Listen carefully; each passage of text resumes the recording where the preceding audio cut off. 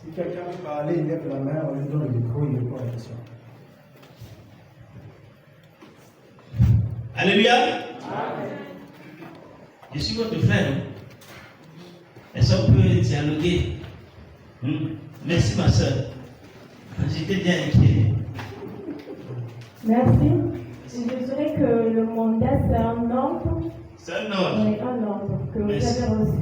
Que nous avons reçu. D'accord. Que quelqu'un a reçu. Que quelqu'un reçoit. Oui. L'ordre de faire quelque chose. Quelque chose. Voilà. Merci. Parce que dans l'ordre, il y a le contenu de ce que la personne doit faire. C'est à peu près ça le mandat. Le mandat, c'est quoi? C'est le pouvoir qu'on donne à quelqu'un pour exercer une certaine fonction, pour exercer une certaine autorité, pour jouer un certain rôle, pour faire un travail. Voilà le mandat que nous avons reçu du Seigneur. Jésus s'était approché leur par là ainsi. Tout pouvoir m'a été donné dans le ciel et sur la terre. Allez et faites de toutes les nations des disciples, les baptisant au nom du Père, du Fils et du Saint-Esprit, et enseignez-leur à observer tout ce que je vous ai prescrit. Et voici, je suis avec vous tous les jours, jusqu'à la fin du monde. Amen. Ça, c'est le Seigneur Jésus qui parle. Ça, c'est ce qu'on peut dire que c'est le mandat qui nous a été donné. C'est cet ordre, comme la sœur a dit. La sœur t'appelle comment? La sœur Janine. Ok, la sœur Janine nous a dit c'est un ordre. Voilà l'ordre que nous avons reçu du Seigneur. Est-ce qu'on est d'accord, frères et sœurs? On est d'accord que c'est un ordre que le Seigneur a donné.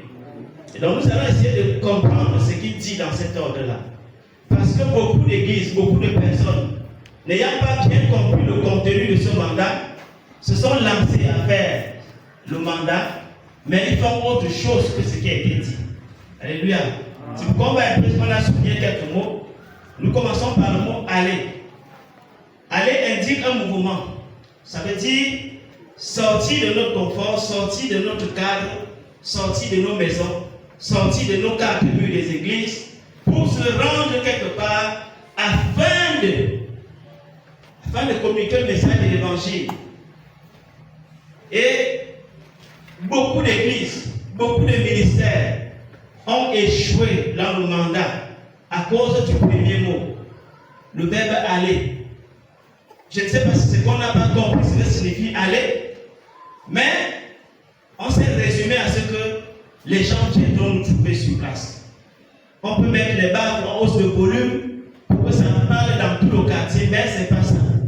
Jésus a dit de sortir, frères et sœurs.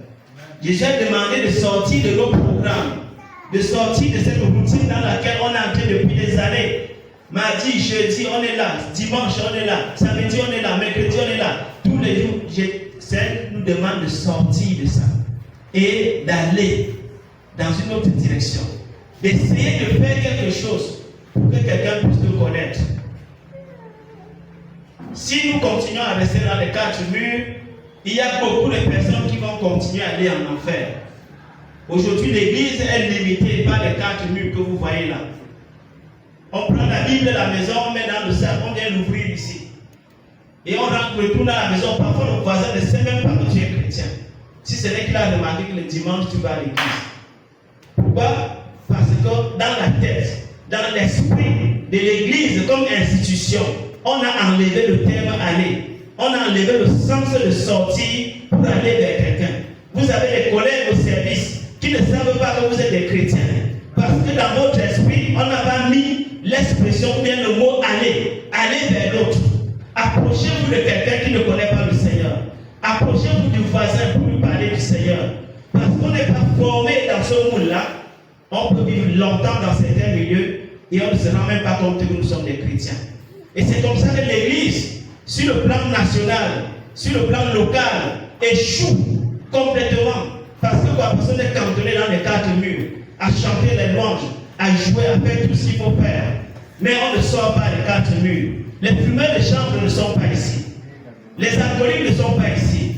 Les impudiques, les prostituées ne sont pas ici. Mais toute la parole de Dieu est dite ici. Comment est-ce que ceux-là à l'extérieur vont entendre ça si nous continuons à rester dans les quatre murs? C'est pourquoi le Seigneur Jésus, en commençant le mandat, commence par dire allez.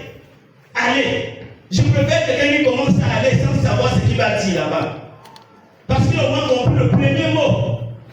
Au moins le premier mot, frères et sœurs. Vous ne pouvez pas comprendre toute la suite du verset biblique qui nous donne le mandat. Mais au moins le verbe aller, ça va entrer dans la tête de tout le monde.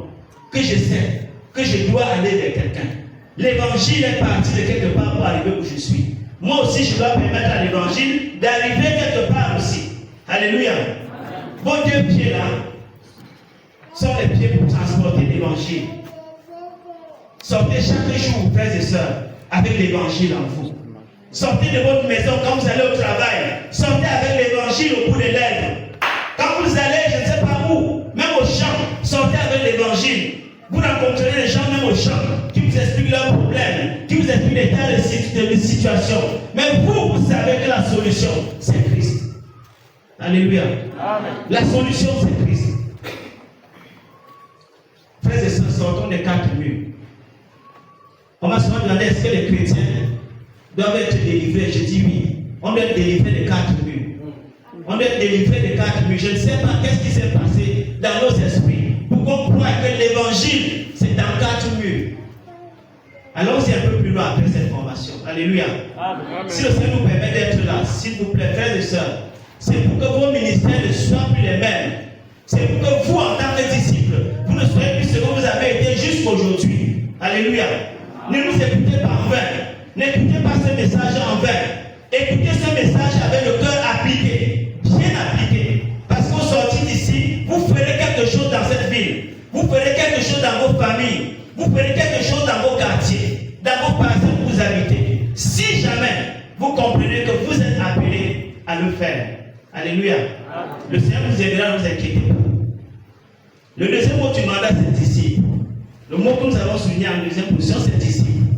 Disciple, pourquoi? Parce que beaucoup de chrétiens, beaucoup d'églises ont confondu disciple à fidèle.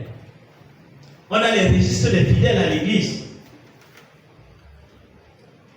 On a beaucoup de croyants qui viennent à l'église. Mais on a très peu de disciples.